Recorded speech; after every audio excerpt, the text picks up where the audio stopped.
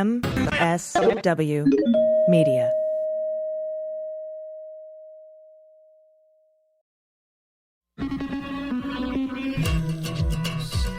With swearing, daily beans, daily beans, daily beans, daily beans. Hello and welcome to the Daily Beans for Friday, January 19th, 2024. Today, Judge Chutkan shuts down Trump's motion to hold Jack Smith in contempt. Alina Habba intentionally ignored a court order in her cross-examination of E. Jean Carroll today. Texas ignores the Department of Homeland Security's ultimatum to cease and desist, blocking federal agents from rendering aid in Eagle Pass, Texas.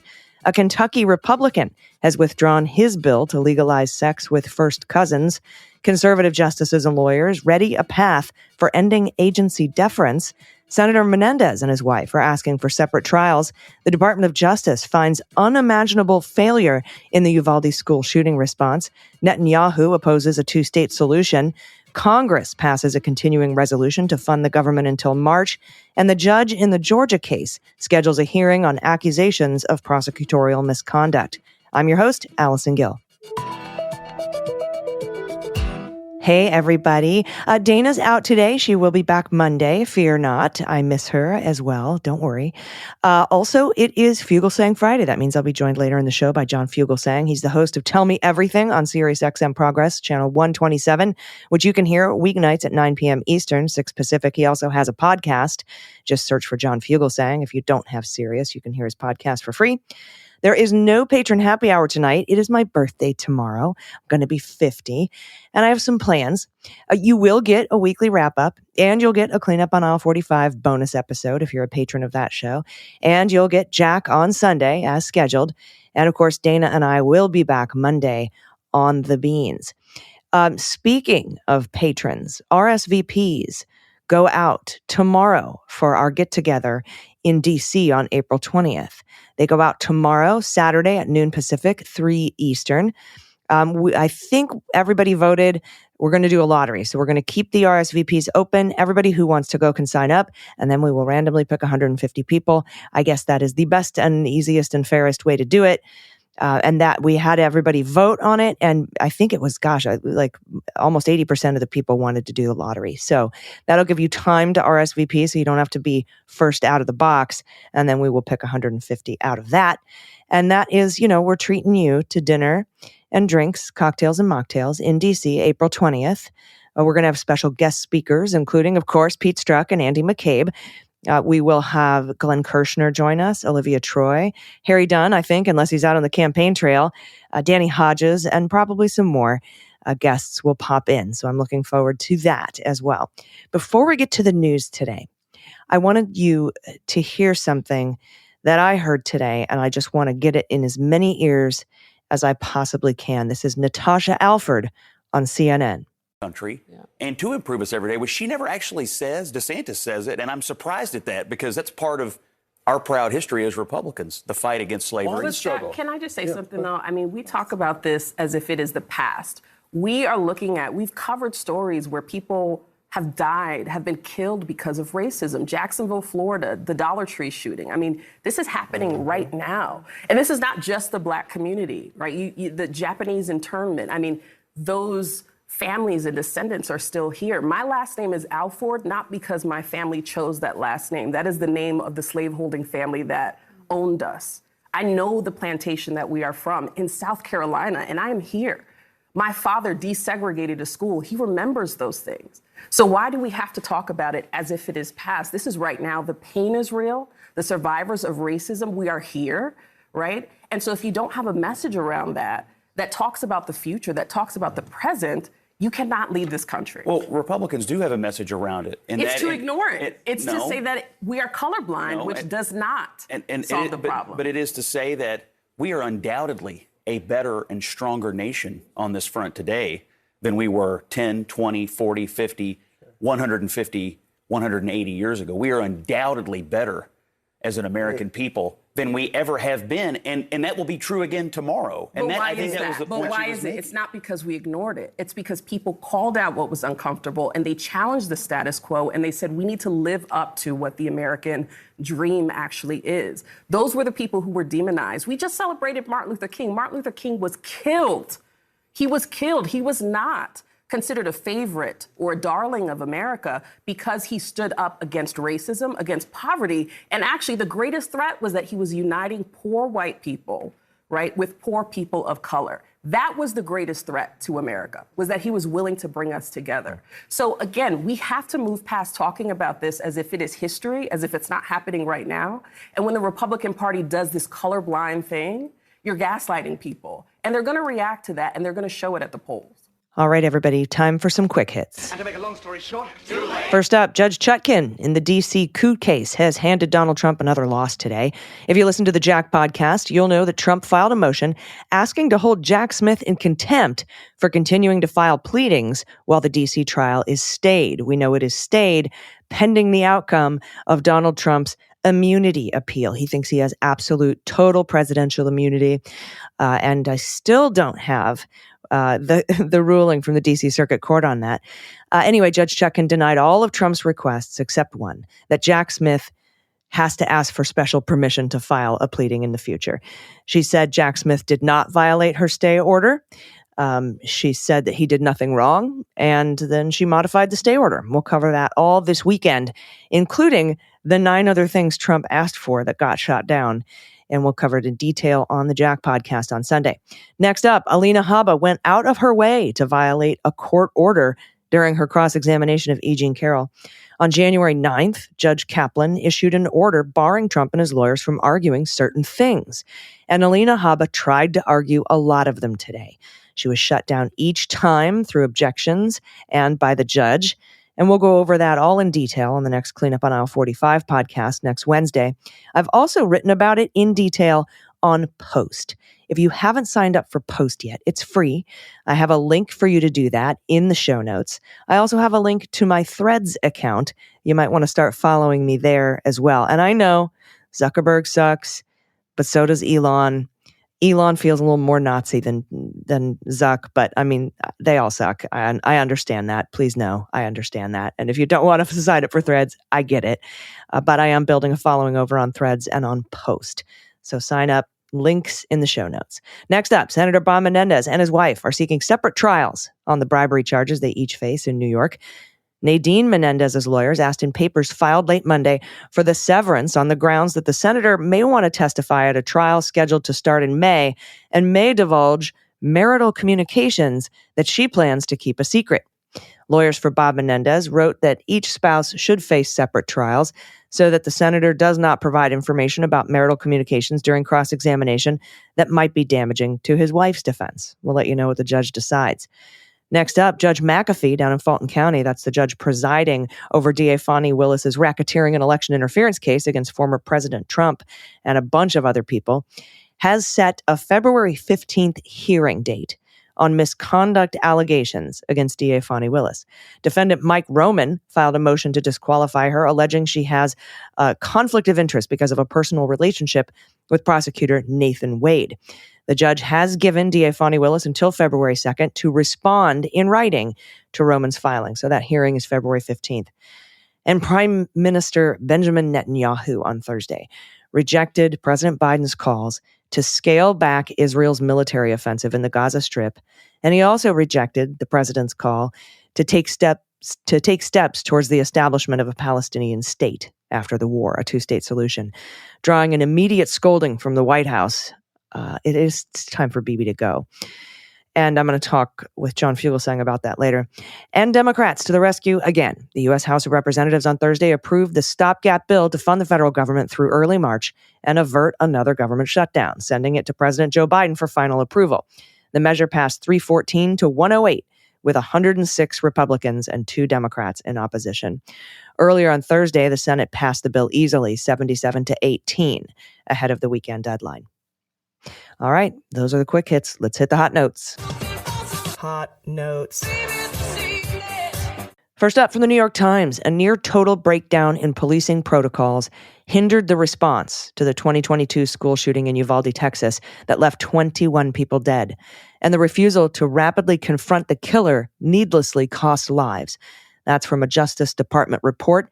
They concluded that Thursday after a nearly 2-year investigation. The department blamed, quote, cascading failures of leadership, decision-making, tactics, policy, and training for the delayed and passive law enforcement response that allowed an 18-year-old gunman with a semi-automatic rifle to remain inside a pair of connected fourth-grade classrooms at Robb Elementary School for 77 minutes before he was confronted and killed. A cascading failure of leadership. I heard Frank Fugelsang today on MSNBC saying he's never heard that kind of strength in language. And I know, generally we really want strong language, but coming from the DOJ, according to Frank Fugelsang, that is very strong language. Quote, the most significant failure, investigators concluded, was the decision by local police officials to classify the incident as a barricaded standoff rather than an active shooter scenario, which would have demanded instant and aggressive action. Almost all of the officials in charge that day have already been fired or have retired. Attorney General Merrick Garland, speaking to reporters in Uvalde, said that the officers who converged on the school within minutes of the attack intended to storm the classrooms, but were told to stand down. Quote, lives would have been saved and people would have survived if officers had acted quickly to confront the gunman. Mr. Garland related a timeline of several critical moments when officers outside the classrooms could have halted the rampage, but did not take action.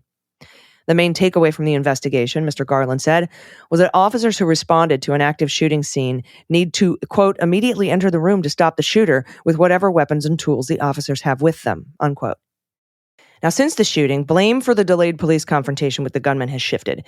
In the immediate aftermath, the top state police official, Steve McGraw, blamed the local school police chief, Pete Arredondo. Then it turned out state police officers were also among those who failed to actively confront the gunman. In its report, the Justice Department focused largely on decisions by Mr. Arredondo, finding that his decisions delayed the response. The nearly 600-page report, compiled from 260 interviews, 14,000 documents and videos, it represents the most comprehensive assessment to date of the killing spree that helped spur passage of the new federal gun control legislation and that continues to haunt a community traumatized by the slaughter and the inadequacy of the police response. The conclusions largely mirror those of the state investigation released last July. In accordance with department policy, it does not refer to the gunman by name. The federal report puts a particular focus on the actions of law enforcement officials in the aftermath of the massacre and outlines another set of mistakes and failures, including a disorganized system for tracking the whereabouts of students, which led to confusion over whether they were safe, and to one instance in which a parent of one victim was given false hope that her child was still alive. Investigators also identified repeated incidents captured on body cameras of officials and other onlookers roaming through the school in the days after the shooting, forcing crime scene investigators to continually stop their evidence collection. Associate Attorney General Vanita Gupta, who oversaw the investigation, said the shooting caused a loss of faith and trust in law enforcement. It was an unimaginable failure, she said. The delay in confronting the gunman meant that the 19 children and 2 teachers who were fatally shot did not receive immediate medical care. One teacher and at least one student who were found seriously wounded but alive in the classroom later died while being transported to hospitals. 17 others who were injured survived. That question, could lives have been saved through swifter action, still haunts many of the Uvalde families. It goes largely unanswered in the report to the frustration of people in the community.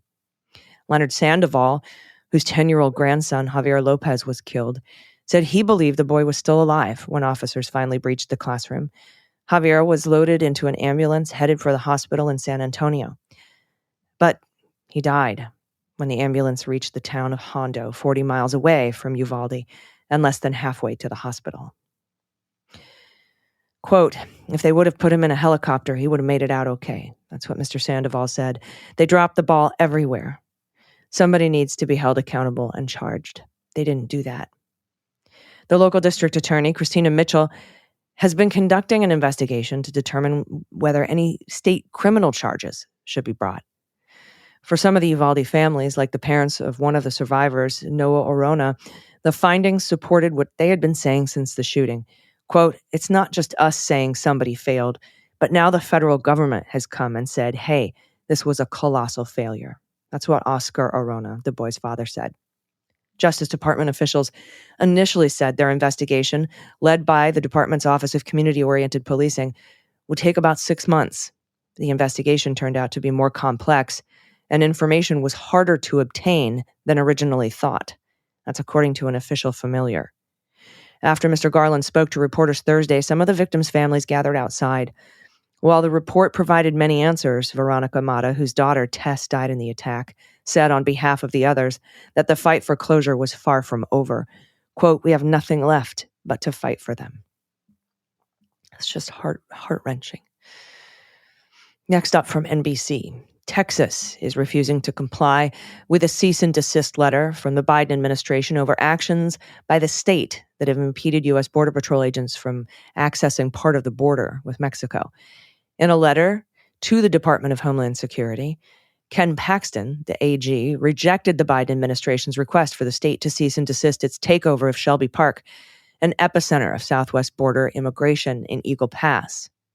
Quote, "Because the facts and law side with Texas, the state will continue utilizing its constitutional authority to defend her territory, and I will continue defending those lawful efforts in court," Paxton wrote. Okay, let's break that down for a second. Because the facts and law side with Texas. Incorrect. The facts and the law do not side with Texas. The Constitution is clear. Border security is a federal issue, not a state issue. He goes on to say, the state will continue utilizing its constitutional authority. Are you talking about the state constitution? Because the Constitution of the United States does not give you authority to defend her territory. And I will continue defending those lawful efforts in court. These are not lawful efforts. His trial starts in April, by the way. When reached for comment, a Department of Homeland Security spokesperson referred NBC News to the Department of Homeland Security General Counsel, Jonathan Myers' letter this week that directed the state to stop blocking the Border Patrol's full access to about 2.5 miles of the border, occupied by the state's National Guard. DHS officials said Saturday that a woman and 2 children drowned in the Rio Grande after Border Patrol agents, quote, were physically barred by Texas officials from entering the area under orders from Republican Governor Greg Abbott. Their blood is on his hands. The Texas Military Department disputed the DHS statement, saying its personnel were aware of the distress report, but had not detected any distressed migrants. A White House spokesperson criticized Abbott's immigration policies in response to the drownings, saying in a statement this week that his political stunts are cruel, inhumane, and dangerous. And as it turns out, deadly. In Wednesday's letter, Paxton said any suggestion the state was responsible for the deaths is vile, and you should be aware, completely inaccurate. Sorry, Ken. You are the vile one. The Biden administration has threatened to refer the matter to the Justice Department if Texas denies Border Patrol agents full access to the area. They have also said that they would not rule anything out, and I hope one of the things they're considering is federalizing the Texas National Guard so that President Biden can order them to stand down. I'm also hoping the criminal investigation is opened here when it's referred to the DOJ and we don't just see another lawsuit. Next up is from Mark Sherman at the Associated Press. Conservative Supreme Court justices on Wednesday voiced support for weakening the power of federal regulators, but it was not clear whether the majority would overturn a precedent that has guided American law for 4 decades over everything from the safety of food and drugs to environmental protection. Billions of dollars are potentially at stake in front of a court that, like the rest of the federal judiciary, was remade during Donald Trump's presidency by conservative interests that were motivated as much by weakening the regulatory state as social issues, including abortion. And we know it is well funded. The court heard 3.5 hours of arguments in 2 challenges brought by commercial fishermen to a fee requirement, though the facts of their cases were barely discussed in the courtroom.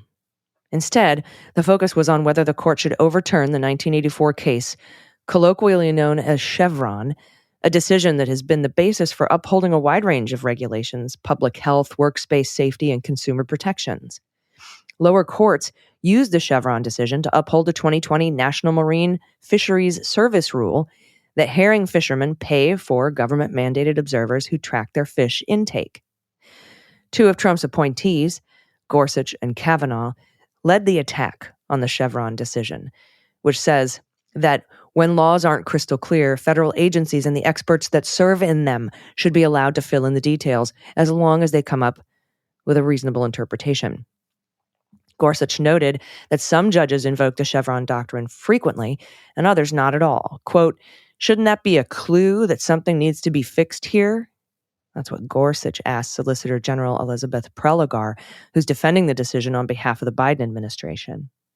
When Prelogar talked about the shock to the legal system that would result from overturning such a long-standing and far-reaching precedent, Kavanaugh suggested that Chevron is to blame for the regulatory flip-flops that happen when a president of one party replaces a president of another. And I'm going to take a break from reading this article to remind you about all of the executive orders and looks into agencies that President Biden administration went through, overturning previous executive orders, especially in the EPA and the NIH and the CDC and the Department of Health and Human Services. I mean, the scientists in these agencies should be the ones making this policy.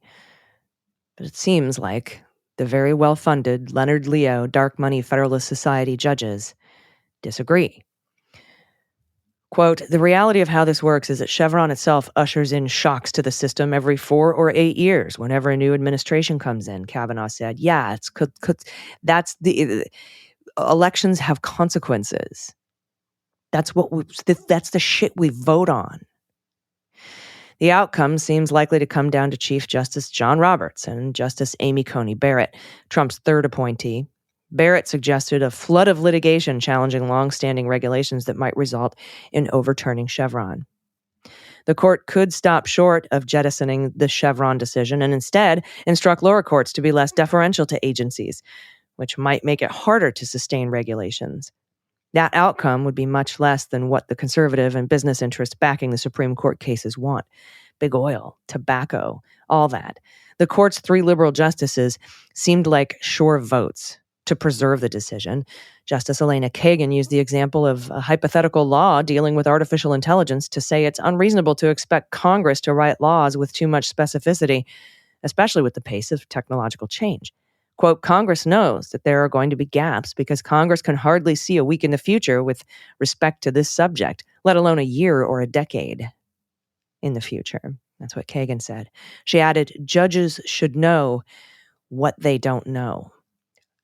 And I'm immediately reminded of this Judge Kasowitz or whatever his name is down in Texas who banned mifepristone. He doesn't fucking know. He's not a doctor. He's not a scientist. Judges should know what they don't know. Justice Ketanji Brown Jackson said getting rid of Chevron could empower judges to rule in favor of their own policy preferences when evaluating regulations. Quote, "I'm worried about the courts becoming uber legislators," she said. That was a concern that Justice John Paul Stevens voiced in his opinion for the court in 1984, explaining why they should play a limited role. The court ruled 6-0 with 3 justices recused. Remember when justices used to recuse? Quote, "Judges are not experts in the field and we're not part of either political branch of government," he wrote. But the current High Court, with its 6-3 conservative majority, has been increasingly skeptical of the powers of federal agencies. Justice Clarence Thomas and Sam Alito, along with Gorsuch and Kavanaugh, have questioned the Chevron decision. The justices haven't invoked Chevron since 2016, but lower courts continue to do so. In recent years, conservative justices have shot down a vaccine mandate and Biden's student loan forgiveness program, and also restricted the Environmental Protection Agency's ability to fight climate change by regulating carbon dioxide emissions from power plants. This term, the justices are also weighing challenges to aspects of the Consumer Financial Protection Bureau and the Securities and Exchange Commission. No oversight, no regulation. Opponents of the Chevron doctrine argue that judges apply it too often to rubber stamp decisions made by government bureaucrats. That's why we elect who we elect. Judges must exercise their own authority and judgment to say what the law is. That's what lawyer Roman Martinez said on behalf of the company that owns the Rhode Island-based Relentless and Persistence fishing boats. Quote, it mandates judicial bias and encourages agency overreach. And by removing key checks on executive power, it threatens individual liberty, he said. I'll tell you what threatens individual liberty. Our individual liberty to enjoy clean air and clean water. And I could go on. Well-regulated medications. There's a million things that this would undo. Now, defending the rulings that upheld the fees, the Biden administration said that overturning Chevron would produce a convulsive shock to the legal system. Quote, Chevron gives appropriate weight to expertise, often of scientific or technical nature, that federal agencies can bring to bear in interpreting federal statutes. That's what Preligar wrote in the Supreme Court filing. Environmental, health advocacy groups, civil rights organizations, organized labor, and Democrats on the national and state level are urging the court to leave Chevron alone. Gun, e-cigarette, farm, timber, home building groups are among the business groups supporting gutting Chevron. Conservative interests that also intervened in recent high court cases limiting regulation of air and water pollution are backing the fishermen as well. Anybody who wants to profit at the expense of your safety. Now, the justice has heard two cases on the same issue because Jackson is recused from one. From New Jersey. She took part in it at an earlier stage when she was an appellate court judge, so she recused. The full court is participating in the case from Rhode Island, which the justices added to their docket several months later. A decision is expected sometime around June. It's frightening. And finally, and I can't believe I'm about to read this headline. This is my good friend Sarah K. Burris over at Raw Story. Survivor winner and Kentucky Republican lawmaker Nick Wilson wants to legalize sex with first cousins as one of his flagship legislative issues in the 2024 session. That's according to Newsweek. The Kentucky General Assembly introduced a bill Tuesday. He said the law would strike first cousin from the list of familial relationships defined as unlawful incest in Kentucky. It would also remove incest as a Class D felony for some cases unless it's committed with a person who is less than 12 years old, in which case it's a Class C. The age of consent in the state is 16. According to the current state law, a person is guilty if they have a sexual relationship with a person they are knowingly aware is a parent, child, grandparent, grandchild, great-grandparent, great-grandchild, uncle, aunt, nephew, niece, brother, sister, first cousin, ancestor, or descendant. Ancestor? Now, there's an update to this story from Sarah Burris. Rep. Nick Wilson has withdrawn the bill, said he will refile it, explaining removing the cousins was inadvertent. I didn't mean to remove the cousins, and that he had intended to update the existing law to add sexual contact with a minor to the statute, which currently only mentions intercourse with a minor. He says he had not intended to legalize relationships with cousins. In a Facebook update, he wrote, currently, incest only applies in cases of intercourse, so sexual touching, groping by uncles, stepdads, or anyone with a familial relationship is not included, he said. My bill makes that kind of sexual contact a Class D felony. Unless the victim is under 12, then it increases to a Class C. I didn't mean to take cousins off the list of who you shouldn't fuck, is what he said. He went on to say that when drafting the bill, there was an accidental change, inadvertent change, which struck first cousins from the list of relationships included in the statute. And he said he failed to add it back in. I accidentally removed it. Okay. All right. I'll give you the benefit of the doubt, survivor guy. Very interesting. Thanks, Sarah K. Burris at Raw Story for that. And we'll be right back with John Fugelsang for Fugelsang Fridays. And then after that, we'll have the good news. Everybody stick around. We'll be right back. After these messages, we'll be right back. Hey, everybody, welcome back. It is Fugelsang Fridays, and that means we are joined by my good friend, host of the Tell Me Everything show on SiriusXM Progress, channel 127. You can hear that weeknights, 9 p.m. Eastern, 6 Pacific. And he also has a podcast called The John Fugelsang Show. He is joining us by phone from a car because he is on the move. So I just wanted to give you a heads up in case it sounds a little bit different than normal. Please welcome my good friend, John Fugelsang. Thank you. I finally found the quality of audio that matches the quality of the material I deliver. So thank you very much. That is not true, my friend. Incorrect. And I'm going to call you out on it every time. But, Oh, let me be a little self-deprecating, please. I was a comedian for 10 years. I love the self-deprecating humor. Right. I wanted to talk to you today about something that's been on my mind. I can't get it out of my head all week. And that is the thought of the Texas National Guard physically blocking federal agents from saving the lives of a mother and 2 children who drowned in the Rio Grande. This is in Eagle Pass, where Governor Greg Abbott in Texas has ordered the Texas National Guard to physically block Border Patrol agents and federal agents from rendering aid and doing their job in general. So they had until Wednesday night to stand down, Texas did, and they refused. The DHS under Biden sent a letter a couple days before that, saying, if you don't stand down, we're going to take this seriously. We're going to refer it to the Department of Justice and keep other options open. I have been saying they need to federalize the Guard in Texas and order them to stand down. They might have other solutions. We just haven't heard of those yet, but I can't get that image out of my head. And I was wondering what you thought of it. Well, it's been with me all week as well. Their names, the children, were Yorle Ruby, who was 10 years old, and Jonathan Agustin Briones de la Sancha, who was 8 years old. They're dead now. And as you pointed out, Border Patrol agents, they're the good guys here. They were made aware of the migrants' problems by the Mexican government. They were not allowed to enter the area from the U.S. side because Greg Abbott has decided that's the Texas border, not the American border. That's pretty much what it comes down to. Greg Abbott thinks that's his border, not the border of the United States. And the White House said that Governor Abbott's political stunts are cruel, inhumane, and dangerous. We already knew that.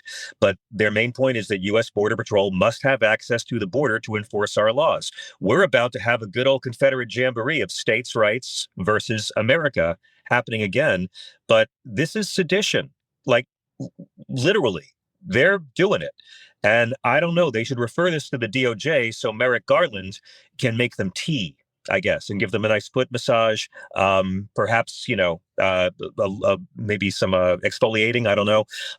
But yeah, as far as federalizing the members of the Texas National Guard, I'm pretty sure the president has the duty to do that and to use the Texas Guard to escort DHS and ICE to protect the agents while they're doing their jobs, because I'm pretty sure President Kennedy did this in Alabama 60 years ago. He sure did. None of this has made America safer.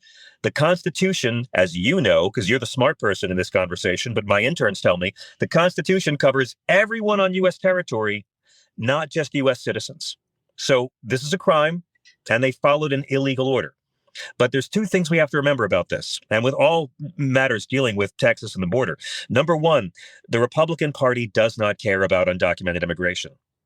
Let me say it again. Republicans, the Republican Party, not the voters, the politicians, don't care. As I've said on your show before, there's 2 signs at the border. A little sign saying keep out and a big sign saying help wanted. If they wanted to end this, Allison, they would start locking up the Caucasians who are dangling all those jobs. It's supply and demand. They cross the border for the jobs. They'll never do that. Whenever they go in and raid a meatpacking plant and they talk about how they arrested 500 illegals, they never arrest the Americans who are counting the money in the back rooms. This is the racket that has been perpetuated, and they can't. If you got rid of all undocumented immigration, our economy would collapse, and a salad would cost $75. Now, that might not be a problem for a lot of Trump supporters I know, who don't really have a fondness for salads. But the point is, they don't want the problem to stop. They would work with the Democrats. They tried 10 years ago, and then Hannity ran a focus group that called it amnesty, so Marco Rubio ran away from his own bipartisan agreement. They don't want a solution. Republicans could end this tomorrow. They can't. They've already lost so much by catching the truck that was abortion rights, and now they're terrified of what'll happen if they actually were to lose this as a vote-getting mechanism. If the Republican Party had anything to offer non-millionaires in terms of policy, they talk about it, but they don't. It's going to be existential threats. It's all racism. The majority of undocumented immigrants overstay their visas, but you'll never hear the Republican plan to get rid of that. There's 50,000 undocumented Irish people in this country. There is no plan to drive out the Irish people. This is all about brown people at the border who are coming here because they're fleeing our drug war, or they're coming to be hired by our job creators. That's the whole deal. And the second thing to remember is that Greg Abbott is not Christian. The Bible has one rule about immigration or borders: welcome the stranger, Old Testament and New. You are commanded to welcome the stranger and treat the immigrant as if he was one of your own. Last week, Abbott was on radio, and he said, the only thing we're not doing, we're not shooting people who come across the border because the Biden administration would charge us with murder. And he's right, because the Biden administration considers these humans to be humans. But we've had the right wing do a 4-decade campaign of dehumanizing refugees at our southern border by calling them the slur illegals. And they call them illegals so you won't see them as humans. But I ask your listeners, can you think of any time Fox News has ever referred to a white lawbreaker as an illegal? Ever. That's a slur exclusively reserved for brown people at our border. And remember, immigrants commit crimes at a lower rate than natural-born citizens. Illegal immigrants commit crimes at lower rates than natural-born citizens. Why the Democratic Party is terrified to call this out is so beyond me. Yeah, I don't know either. And the last thing I want to see is for this to get referred to the Department of Justice and for them to just file another lawsuit to try to stop it. That will just go up to the courts and languish in appeals and had, probably all the way up to Supreme Court. We don't see any action in 2 years. Oh, Allison, I'm sure Attorney General Ken Paxton will be completely reasonable on this and be Solomonic in his wisdom when he adjudicates. Oh, for sure. I think his trial is in April. Anyway, the next thing I wanted to talk to you about is the report that came out from the Department of Justice on the Uvalde shooting at Robb Elementary School, a cascade of failures, and that their delay in action cost lives. I'm interested to see what the follow-up is on this, if there will be any. The follow-up will be absolutely nothing. We saw 25 officers, 16 sheriff's deputies, 149 Border Patrol officers, 13 U.S. Marshals, and 91 state policemen couldn't stop a teenager who was legally allowed to own a machine designed to kill lots of humans really fast. That's the system we've designed. That's the system we've got. That's the system enough of us want that it stays in place. So it doesn't matter how many kids die, because all of those dead children are acceptable to the Republican Party. An AR-15 is not your God-given right. It's your goddamn entertainment. That's all it is. Entertainment. No one's ever foiled a bank robbery or stopped a home invasion that I know of with an AR-15. I'm sure there's been one or two, but nothing to stop the civilian death toll in this country that none of our capitalist allies deal with, because they don't let civilians handle these weapons. And we don't let gang members buy white phosphorus. We don't let criminals have tactical nukes, which means we've already accepted some limitations on our Second Amendment rights. This is a report about the failure. This is a report about how this could have been prevented. And this report will achieve absolutely nothing. And the people who need to read it won't read it. And maybe some folks will feel better about themselves. The report's there. It'll show our national shame for the world to read. I'm under no illusion that this report will do anything except remind us who the bad guys are. And finally, before I let you go, well, actually, two more things. I wanted to talk about E. Jean Carroll and her bravery. In following her on being cross-examined by a Trump lawyer on the stand, her sexual past being brought up, all this victim blaming, being told she's only doing this to get more money and more recognition, having to answer those questions. Kind of for the rest of us, it makes her one of the bravest women I know. And I wanted to know your thoughts on the E. Jean trial so far. You know, full disclosure, I've known E. Jean for over 25 years. We did an NBC morning show together when I was very starting out. Um, she accused Trump of rape. Trump said publicly that she was too ugly to rape. She sued him for libel. He found a way to make the rest of us pay for his legal defense. I wrote a little poem about it earlier last year called "The Trials of Comb Over Caligula," because he defamed her, so she sued him once again. Last time she got 5 million. This time she wants 10. She's 80. She's got nothing to hide. She doesn't mind her sex life being revealed for the world to see.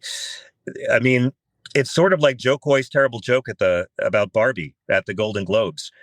Everything feminists tell us about awful, shitty, regressive men, they keep on showing us. And Donald Trump can't stop defaming her. So I hope she keeps on suing him, just like I hope Shay Moss and Ruby Bridges keep on suing Rudy Giuliani.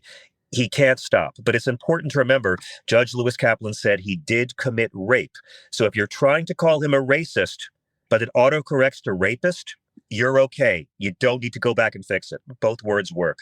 But again, this is 5 million he's paying her. Now it's going to be another 10 million, not to be confused with the 26 million he had to pay for stealing from vets, or the 2 million he had to pay for stealing from vets with his charity, or the 1.6 million for stealing from the state of New York. E. Jean Carroll, she came on my radio show not long ago, and she knows everything they're going to say about her, and she's willing to do it. And I don't know any men with that level of strength. No, me neither. And Ruby Freeman, by the way, I think you said Ruby Bridges, but yes. Well, Ruby Freeman is also suing Rudy for defamation. And the more they keep defaming them, I hope they keep on suing them for more. Right. And I actually hope that both of the judges in both of these cases puts an injunction order in to prevent both Rudy Giuliani and Donald Trump from continuing to defame any of these women under the penalty of contempt and perjury. Yep. Or not perjury, contempt and fines, perhaps jail time. I know that Ruby Freeman and Shay Moss have asked for that. And I expect Robbie Kaplan, who is E. Jean's amazing lawyer, to probably ask for that as well, because he continues to defame her, and he does it from court and from the courthouse steps and from Truth Social while he's sitting in court. And that has been brought up in this trial. My God. Can I just say once again, hooray for the judicial branch? Because that's what this is. Citizens taking the law legally into their own hands and using the courts for redress of grievances. Democracy 101. This is our system of government. We can't keep on waiting for law enforcement or politicians or Batman or Gandhi to come save us. Right, exactly. Or an attorney general or a special counsel. Anyone who says one person can save us is looking to be a dictator. One more thing before I let you go, and I'm sorry I'm holding you on the line here. Bibi Netanyahu has come out today and refused a two-state solution and says he wants Israel and his government to control the land. And he actually used the phrase "from the river to the sea." And that, to me, I've never liked or supported Bibi Netanyahu and his alt-right, right-wing, fascist-type government that he's trying to run there by gutting the judiciary, which fortunately so far has failed. But it sounds to me like it might be time to stop sending aid or not send additional aid. I know that they still haven't worked out an aid package unless it's conditioned on working toward a two-state solution. I agree. Tell me what, and by the way, there are plenty of folks on the Palestinian side are saying that a two-state solution will never happen and is a pipe dream. What else would work? What other possible scenario exists beyond a free and independent Palestine that controls its own borders, recognizes Israel's right to exist, and a free and safe Israel that isn't afraid of their neighbor? That's the only possible option. Anything else is ethnic cleansing. And it's pretty amazing that they're dividing people on the left so much between ethnic cleansing from Israel's side or ethnic cleansing from Palestine's side. And when I say Israel and Palestine, I don't mean the people. I mean the extreme religious conservatives running their governments. Mm-hmm. Once again, we see when you allow extreme right-wing religious people to run a government, I don't care if it's Muslim, Jew, or Christian here, what will happen is the opposite of what all those holy books teach. The liberal and moderate Muslims, Jews, and Christians are getting along just fine right now around the world with no drama, and that's why you never see them on TV. It's the right-wing extreme fundamentalists of all the world religions that are doing this. So, it'd be great to see Biden make foreign aid conditional. We'll see if Netanyahu allows Biden to do that, because at this point, I kind of feel like I didn't vote for Bibi Netanyahu, but he's calling the shots in our country's White House. Yeah, and Netanyahu, Putin, and that Iran, they do not want Biden to be reelected. No, we're the world, North Korea, all of them want Trump back. China wants Trump back. Russia wants Trump back. Think about that. They want to take America down, and they have the clown to do it with. And our racists are too racist to see that. They're just playing right into the hands of the other strongmen, because authoritarians, it's the one thing that unites all Trump supporters. They'd rather have a strongman than have a representative democracy. Yeah, well, we'll keep following it, and I appreciate all of your commentary, my friend. Thank you for coming on today and talking to us and participating in Fugelsang Fridays. Everybody, you can catch him on Sirius XM Progress, channel 127. That's weeknights at 9 p.m. Eastern, 6 Pacific, or if you don't have Sirius XM, you can always listen to his podcast, The John Fugelsang Show, which I highly recommend. Thank you, my friend, so much. Have a wonderful weekend. Just want to remind your listeners, 93% of registered Iowa Republicans did not vote for their president in the caucus this week. 93% didn't vote for Trump, and I can't wait for Trump to not pay Alina Habba. Thank you guys so much. Thank you. Everybody stick around. We'll be right back with the good news. Everybody, welcome back. It's time for the good news. Who likes good news? Everyone? Then good news, everyone!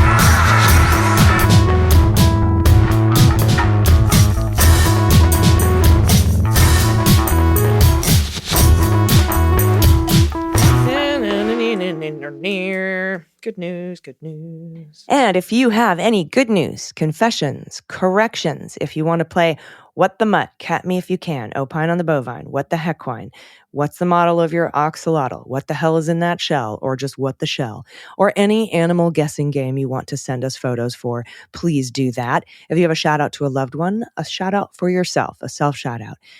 Kids, parents, shout out to anybody, spouse, partner, self, anyone, shout outs. We love shout outs. If you have a story for us about student debt relief and student debt forgiveness, we want to hear from you. If you have a local business in your area you'd like to shout out, or your small business or your big business, well, who knows? Maybe we got some corporate CEOs in the house. Send that in to us. Dissertation titles, theses, frog orgies, baby pictures, anything at all you want to send us. And if you don't have pod pet tax to pay, you can send us a photo and some information on an adoptable pet in your area, or just give a shout out to a local no-kill shelter, something like that. Whatever you want to send to us at dailybeanspod.com and click on contact. All right, first up from Anonymous, pronouns she and her. Hello, you beautiful legumes. I have a beans mondegreen. Mondabean was listening to a song by Blur yesterday, singing Got My Head Shaved by a Camboche. Now, never knew what a Camboche was, so I looked up the lyrics, and it's I got my head checked by a jumbo jet.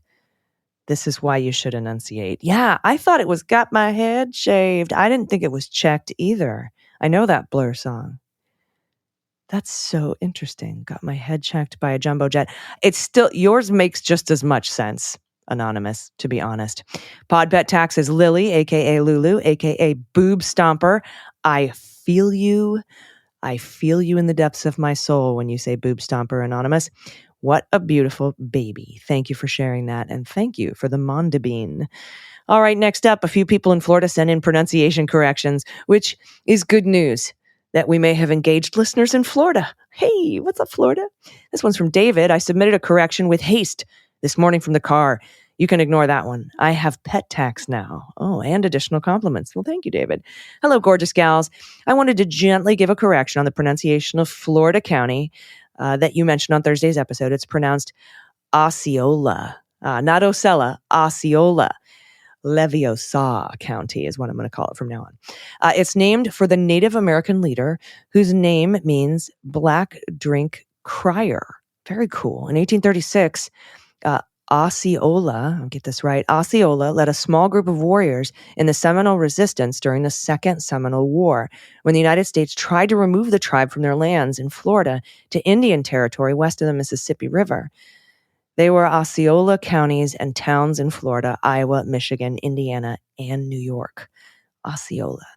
As part of the compliment sandwich, I've included pictures of our two rescue kitties, Julius and Floyd.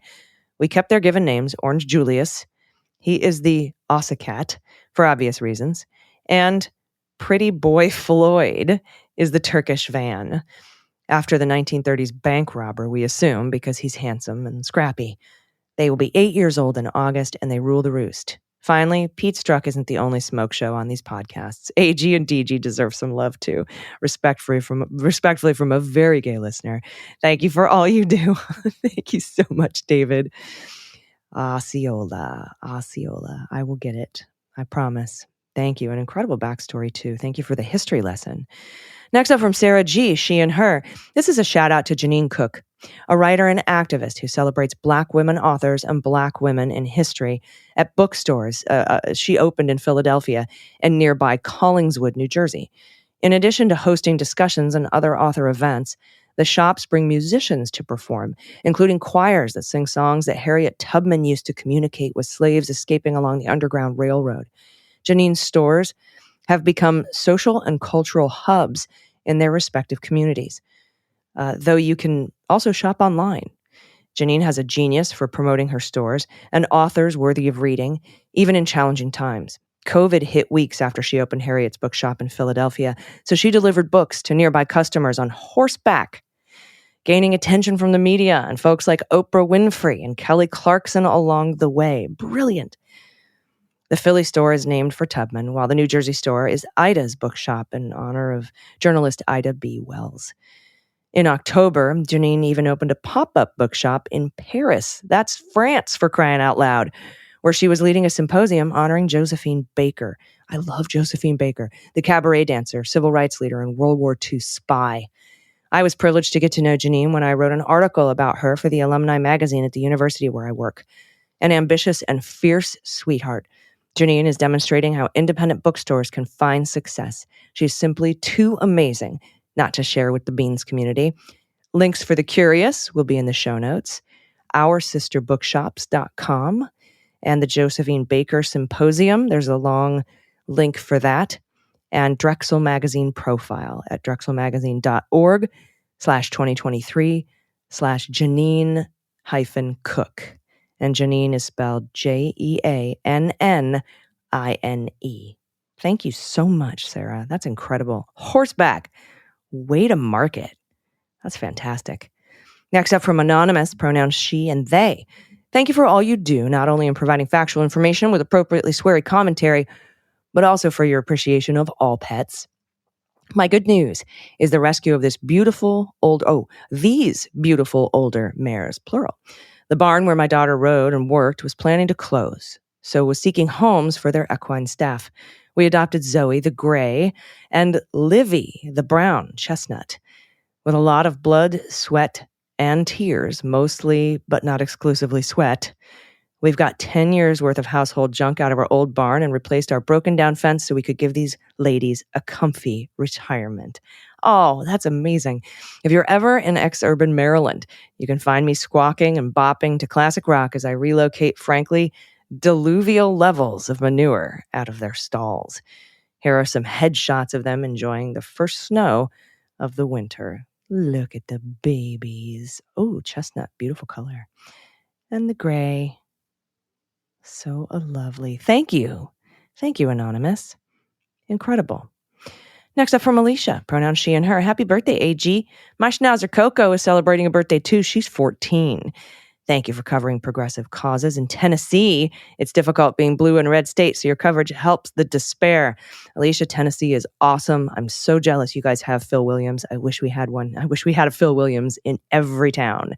USA. Look at this sweet baby schnauzer. It's a schnauzer party. It's a schnauzer party. Thank you for sending that. Next up, Anonymous, she and her. I listen to all your pods, and affiliated podcasts is almost the only news anymore. From your news, I have a leaping off place to research deeper into stories I choose to follow. I'm so tired of punditry presented as news. Just give me the news already. You also cover stories no one else is, so I appreciate that. There's a couple of lovely litter mates. These are a couple of lovely litter mates. The lady they were rescued from, along with 3 other litter mates, were put outside at 4 weeks in the hopes that the coyotes would take care of them, unquote. Fuck. These 2 are left, and they're so wonderful together. Hey, if you get one, 2 are actually easier. In a perfect world, they find a home together, but not mandatory. I back you up on this, Anonymous, because they will have each other to play with instead of your shoes and your couch and your wall and your baseboards and everything else. 2 puppies is better than 1. They're in the San Diego area, Encinitas, to be more precise. Thanks for offering this spot for animals needing homes. If you're interested in adopting these pups, Leo and Oso, please fill out an application at amazingstrayrescue.org. We'll have a link in the show notes for that as well. Look how flippin' cute. I can say fucking on my own podcast. Look how fucking cute these little babies are. One's got up ears, one's got flop ears. They're adorable. Adopt them together. Somebody want 2 puppies? Now's your chance. Thank you so much, Anonymous. And from Kanai, pronouns he and him. So many people wished you a happy birthday and said lovely things that we could not include them all. And it felt wrong to single anyone out without including everyone. Please know there's a huge group of people out here who are happier and smarter because you're around. And I'm one of them. I'm proud to call you boss friend. Thanks for everything and happy birthday, Allison. That's our network manager, producer, my right hand, Kanai. That was a nice surprise. Thank you, Kanai. Again, a little choked up. Everybody, thank you so much for sending all this stuff in. And thank you for all the birthday wishes that Kanai said you guys sent. There were too many to read. Oh, thank you so much. I don't know what to say, except I'll see you at on Sunday for the Jack podcast, and for patrons, the weekly wrap up. Best birthday present you could get me, become a patron. You seriously helps us so much. We're like NPR over here. We're independent media, right?